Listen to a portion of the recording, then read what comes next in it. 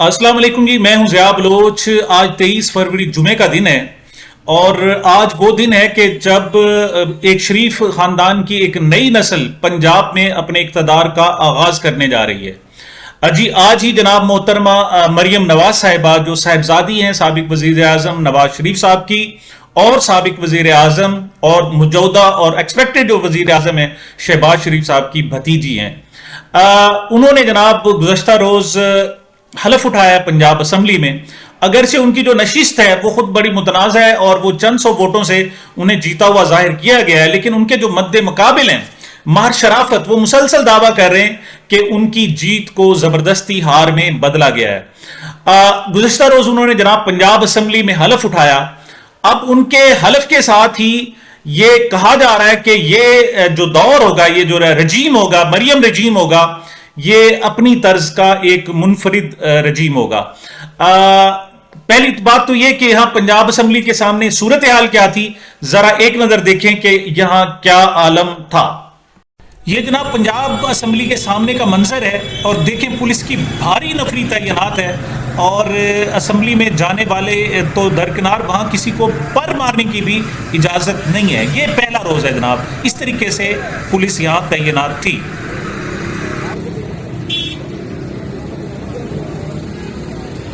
کہا یہ جا رہا ہے جناب کہ مریم نواز کا یہ جو دور ہوگا، جو مسلم لیگ نون کے لوگ ہیں وہ کہہ رہے ہیں کہ یہ ایک مثالی دور ہوگا، یہاں ترقی ہوگی، خوشحالی ہوگی، لیکن دوسری طرف جو اپوننٹ ہیں وہ پاکستان تحریک انصاف کے لوگ ہیں اور اسمبلی میں وہ سنی اتحاد کونسل کے نام سے وہاں موجود ہیں۔ ان کا خیال یہ ہے کہ یہ جبر کا اور ظلم کا، انتقام کا بدترین دور ہو سکتا ہے، اور چونکہ محترمہ مریم نواز صاحبہ منتقم مزاج ہیں لہٰذا وہ ظلم کے نئے پہاڑ توڑیں گی۔ اچھا یہ بڑا دلچسپ ہے کہ مریم نواز صاحبہ کی ہسٹری کیا ہے۔ وہ جناب لاڈلی ہیں میاں نواز شریف صاحب کی، اور اسی وجہ سے وہ اپنے باقی خاندان کے جتنے بھی لوگ ہیں ان پر مؤثر رہتی ہیں۔ ایون ان کے جو چچا ہیں شہباز شریف صاحب، وہ اپنی چالوں سے، اپنی جناب اچھے کھیل سے تو آگے بڑھے ہیں، ورنہ اگر مریم نواز صاحبہ کے بس میں ہو تو وہ کسی کو آگے نہ نکلنے دیں، اور یہ وجہ ہے کہ حمزہ شہباز کو انہوں نے آج تک پنپنے نہیں دیا۔ یہ بھی کہا جا رہا ہے کہ گزشتہ دور میں جب حمزہ شہباز صاحب وزیر اعلیٰ بنے تھے تو ان کی ناکامی میں ایک جو بڑا ہاتھ تھا محترمہ مریم نواز صاحبہ کا بھی تھا۔ مریم نواز صاحبہ جناب انہوں نے ایف ایس سی کیا اور اس کے بعد ایم بی بی ایس میں داخلہ لیا، اور جب داخلہ نہ ملا تو انہوں نے پرنسپل کو جناب معطل کرا دیا۔ یہ کیا کہانی ہے یہ ذرا سنیں۔ علامہ اقبال رحمت اللہ علیہ کی بہو محترمہ ناصرہ اقبال صاحبہ کی زبانی کہ مریم نواز صاحب کی ہسٹری کیا ہے، اس سے آپ کو اندازہ ہو جائے گا ان کے مائنڈ سیٹ کا کہ وہ بطور اسٹوڈنٹ جب داخلہ لینے آئی تھی تو انہوں نے کیا کیا تھا۔ یہ محترمہ ناصرہ اقبال صاحبہ سے سنیں۔ آصف جب سی ایم تھے اور وہ چاہتے تھے کہ مریم نواز کا ایف ایس سی میں ایڈمیشن کرایا جائے، اور پھر وہاں پہ کچھ مسئلے بھی آئے تھے، ایڈمیشن نہیں ہوا اور کچھ تبادلے بھی ہوئے، وہ کیا سٹوری تھی؟ میرا فیلبوس تھی ہماری کنیڈ کالج کی پرنسپل، تو انہوں نے پہلے تو ایف ایس سی کرنا ہوتا ہے نا، انہوں نے داخلے کے لیے آئی تو میرا نے کہا کہ جی آپ کے جو نمبر ہے وہ اتنے نہیں ہیں، ہمارے پاس تو بڑی لمبی فہرست ہے ایسے خواتین کی جو آپ سے بہت زیادہ نمبر لے چکی، تو ہم تو میرٹ پہ فیصلہ کرتے ہیں، آپ کو میں سیٹ معذرت کے ساتھ نہیں دے سکتی۔ اچھا، تو پھر اس نے اپنے والد سے کہا، وہ سب چیف منسٹر تھے پنجاب نواز شریف، کہ دیکھیں یہ میرا فہرست نے مجھے سیٹ ہی نہیں دی، تو انہوں نے ان کو معطل کر دیا۔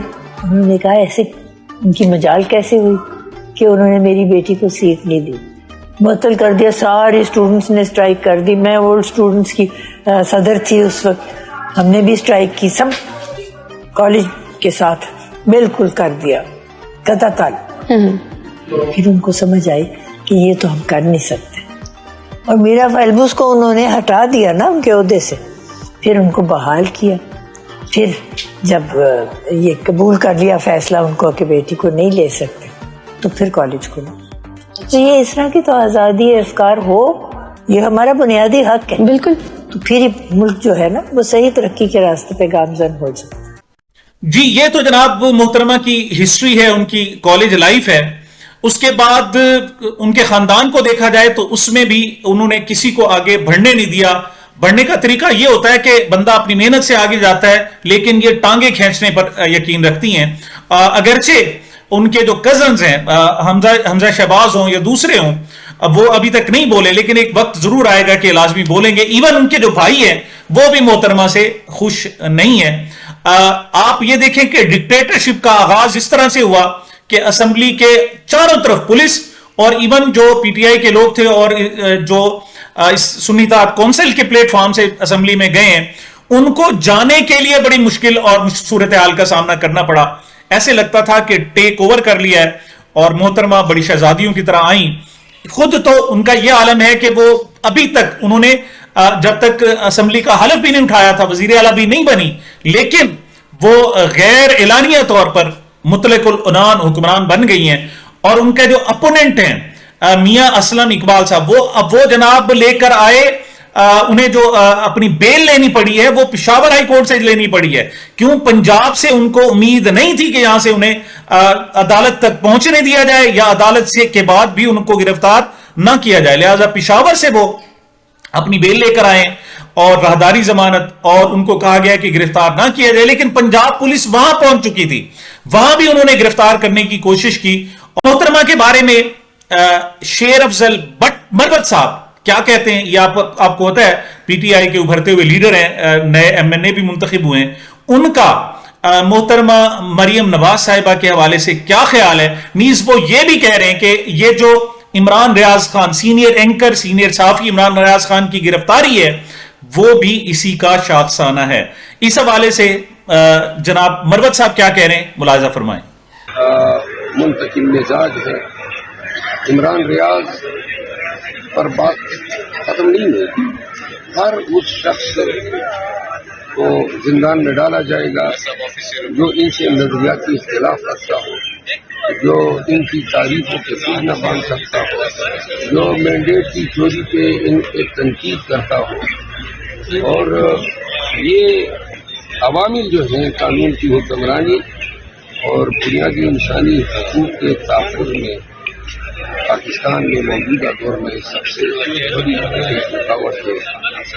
ہمیں خدشات ہیں کہ مریم نواز کے دور حکومت میں پنجاب میں جو ہے شمولیت کا نیا دور شروع ہو رہا ہے، اور یہ خاتون جو ہے یہ منتقم مزاج ہونے کے ساتھ ساتھ سیاسی مصلحتوں کے لیے کسی بھی حد تک جا سکتا ہے. یہ تو جناب شیر افضل مروت صاحب کے خیالات تھے، لیکن عام طور پر جس نے اقتدار حاصل کرنا ہوتا ہے، جس نے جا کر حکومت کرنی ہوتی ہے، لوگوں کی خدمت کرنی ہوتی ہے، اس کا طریقہ کار یہ ہوتا ہے کہ وہ جا کر اپنے مخالفین کو اپنے ساتھ مطمئن کرنے کی کوشش کرتا ہے، ان کے ساتھ اچھا سلوک کرتا ہے تاکہ اسے اپنے اقتدار میں آسانی ہو، کام کرنے میں آسانی ہو.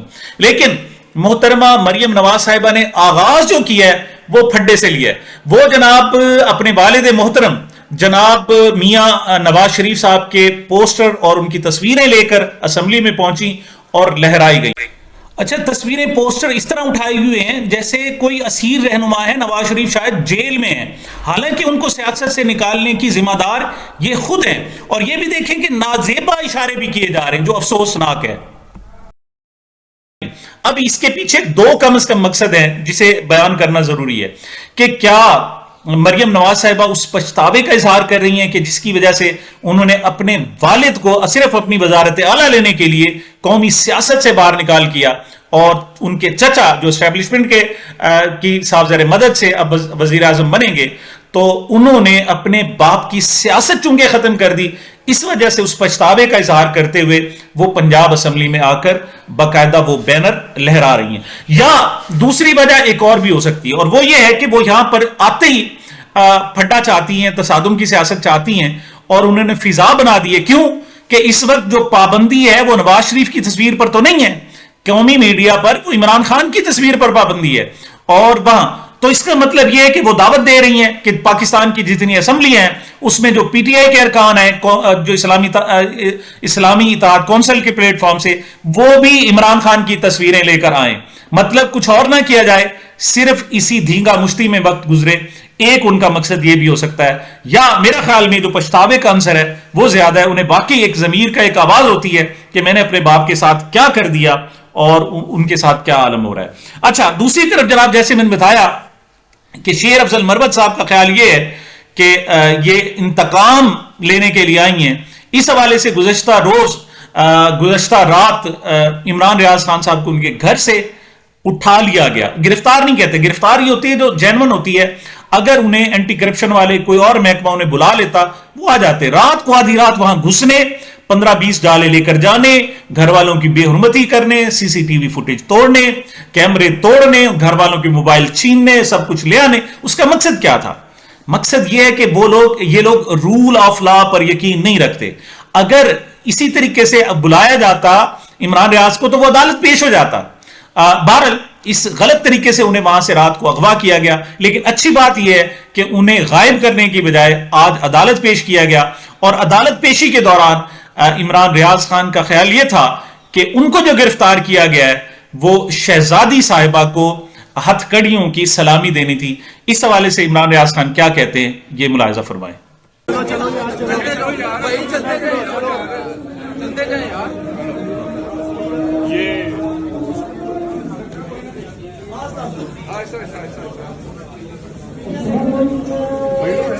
भैया चलो यार, चलते चलते भाई रास्ता छोड़ दे यार, चलते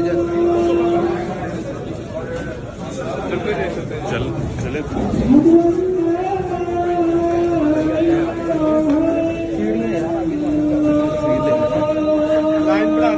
भाई चलते इमरान भाई क्या करेंगे, एक बार फिर आपको गिरफ्तार कर लिया गया है। कोई बात नहीं, कोई बात नहीं, पाकिस्तान जिंदाबाद। चलते जाओ ना, चलते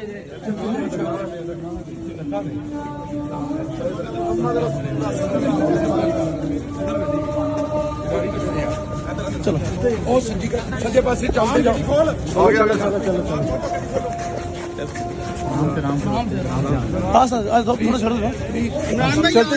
यार शहजादी को वज़ीर आला बनाया जा रहा है, उसको ये हथकड़ी की सलामी दी गई है, बस और कुछ नहीं है, कुछ नहीं है। جی تو ابتدائے عشق ہے روتا ہے کیا، آگے آگے دیکھیے ہوتا ہے کیا۔ ابھی تو انہوں نے وزارت وزیر اعلیٰ نہیں بنی، ابھی وزارت اعلیٰ کا حلف بھی نہیں اٹھایا، آگے آگے کیا ہوگا، کتنا ظلم ہوگا، کتنا انتقام لیا جائے گا، کس طریقے سے انسانی حقوق کی دھجیاں اڑائی جائیں گی، کس طرح ان کے مخالفین کی آوازیں بند کی جائیں گی، یہ آگے بڑی داستان ہے۔ رہے زبان کھلی رہی اور یہاں آپ کے درمیان موجود رہے تو انشاءاللہ لازمی بیان کریں گے۔